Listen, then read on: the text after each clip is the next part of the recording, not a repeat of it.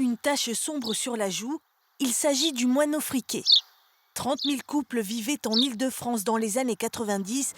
Aujourd'hui, cette bénévole en compte à peine 150. Alors il y a plusieurs facteurs, l'urbanisation, le fait d'avoir des modifications de paysage aussi avec de moins en moins de haies, de prairies, de friches et d'avoir de moins en moins aussi d'endroits où ils peuvent trouver des cavités naturelles, des trous dans les murs pour pouvoir faire leur nid. Pointés du doigt notamment les agriculteurs. Une accusation qui agace ce producteur de gazon.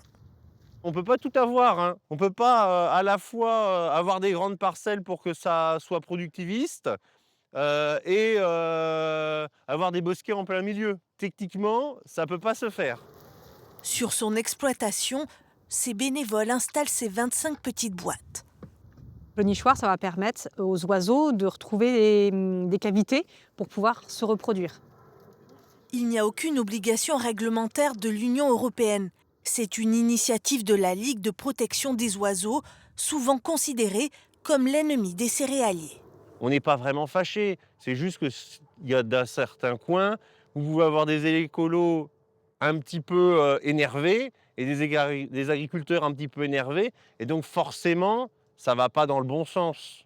C'est pas les monofriqués qui vont aller ravager le champ de blé de mon voisin. Ça mange pas grand-chose. Pour sauver cet oiseau, les bénévoles vont jusqu'à installer des nichoirs dans Paris.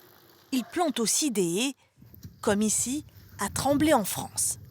On plante des haies partout où il y a des moineaux friquets, ou en tout cas proche des moineaux friquets. Donc on est toujours à la recherche d'agriculteurs, de collectivités qui sont partants pour travailler avec nous sur les chantiers de plantation de haies.